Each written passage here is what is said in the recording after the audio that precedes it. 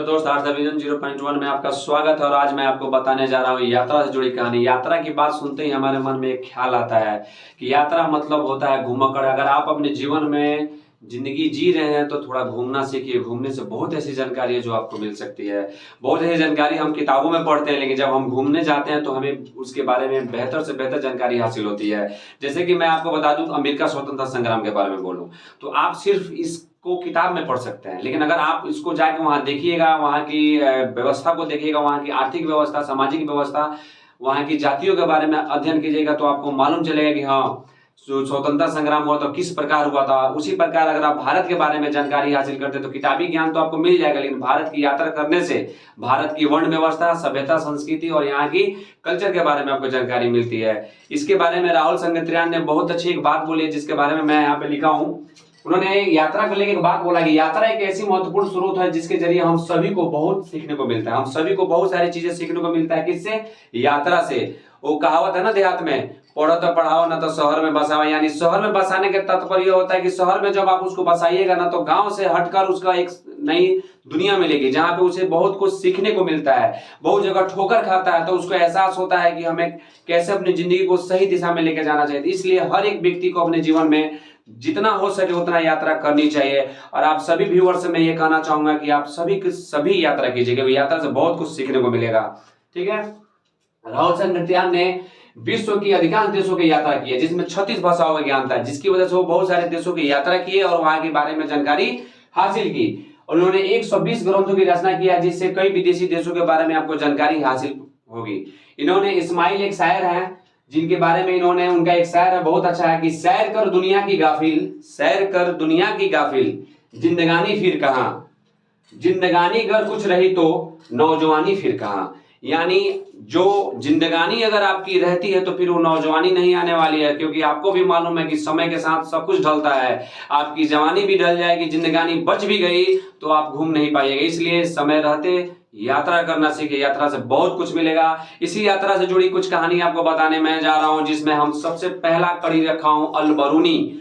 ख्वारिज्म का रहने वाला एक व्यक्ति था अल बरूनी, जिसके बारे में हम वर्णन करने जाएंगे। उन्होंने किस प्रकार भारत की यात्रा की, कैसे कैसे यात्रा किया, साथ ही आप यह जानने की कोशिश कीजिएगा उन्होंने भारत में यात्रा करके ऐसा क्या चीज अध्ययन किया और किस प्रकार का किताब उल हिंद ने लिखा, जिसके बारे में हम आपको जानकारी देंगे। अब जानते हैं अल बरूनी।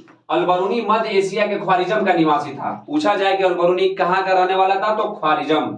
इसका जन्म आधुनिक उज्बेकिस्तान में बेरू नामक एक स्थान पे 4 दिसंबर 973 ईस्वी को हुआ था। यानी अल बरूनी का जन्म कहां हुआ था? आज के आधुनिक उज्बेकिस्तान, जिसको पहले क्या कहा जाता? ख्वारिज्म कहा जाता। वहां पर एक जगह है, कौन? बेरू। उस समय ख्वारिज्म शिक्षा का बहुत बड़ा केंद्र था। ख्वारिज्म जो था शिक्षा का बहुत बड़ा केंद्र था, जिसकी वजह से अल बरूनी ने वहां शिक्षा अध्ययन किया और बहुत बड़ा विद्वान, प्रख्यात विद्वान बना। लेकिन महमूद गजनवी जब ख्वारिज्म पर आक्रमण किया तो बहुत सारे विद्वानों को लेके गया, जिसमें से अल बरूनी भी उसके साथ कहा गया, गजनी गया। गजनी गया। उसके बाद अल बरूनी वहां पे जाके बहुत दिनों तक गजनी में भी रहा। लेकिन जब भारत पर मोहम्मद गजनवी ने आक्रमण किया तो उसके साथ अल बरूनी भारत आया।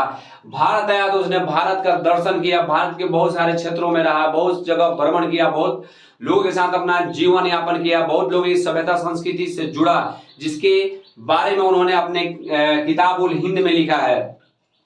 अल बरूनी ने जो भी भारत में देखा उसका वर्णन अपनी पुस्तक में किया। अल बरूनी ने अरबी भाषा में भारत पर 20 पुस्तक लिखा है। यानी अल बरूनी ने भारत पे पुस्तक जो लिखा है वो 20 पुस्तक लिखा है। किस भाषा में? तो अरबी भाषा में, जिसमें किताब उल हिंद या तहकीक हिंद काफी बेजोड़ ग्रंथ है। अगर पूछा जाए कि अल बरूनी का सबसे महत्वपूर्ण ग्रंथ कौन है तो बोलिएगा किताब उल हिंद, नहीं तो तहकीक हिंद है। उद्देश्य, यानी उसकी यात्रा का क्या उद्देश्य था? अल बरूनी इस पुस्तक लेखन के लिए प्राय अधिकांश धर्म ग्रंथों का अध्ययन किया। यानी वो भारत आया तो भारत दर्शन के लिए, भारत की यात्रा वर्णन करने के लिए वो सबसे ज्यादा किस पे फोकस किया? वहां के धर्म ग्रंथों को पढ़ा। वह पहला मुसलमान था जिसने पुराणों का अध्ययन किया था। वह भागवत गीता के पवित्र विचारों से काफी प्रभावित था। अल बरूनी को ज्यादा रुचि गणित एवं ज्योतिषी में था। यानी इन पॉइंट से आपने यह जानकारी हासिल किया कि अगर आप किसी क्षेत्र में जाते हैं, जैसे मैं अरब गया, चाहे मैं यूरोप कंट्री गया, तो मैं वहां के धार्मिक पुस्तक को जब पढ़ूंगा तो उसके बारे में हमें बहुत सारा जानकारी मिलेगी। क्योंकि धार्मिक पुस्तक ही बताती है कुछ देश की संरचना किस प्रकार है, वहां देश की सभ्यता क्या है, देश में लोग किस प्रकार के हैं। तो इसकी जानकारी सबसे पहले अल-बरूनी ने वहां के धर्म ग्रंथों के साथ, और पहला ऐसा मुसलमान बना जो पुराणों की अध्ययन कर भागवत गीता के कुछ विचार से वो काफी प्रभावित था। उसके बाद हम किताब उल हिंद, अब आता है कि किताब उल हिंद उसने लिखा, आखिर इसमें है क्या। अल-बरूनी के द्वारा लिखी गई पुस्तक किताब उल हिंद में कुल 80 अध्याय है। यानी कहा जाए किताब उल हिंद में कितने अध्याय हैं, तो 80 अध्याय हैं।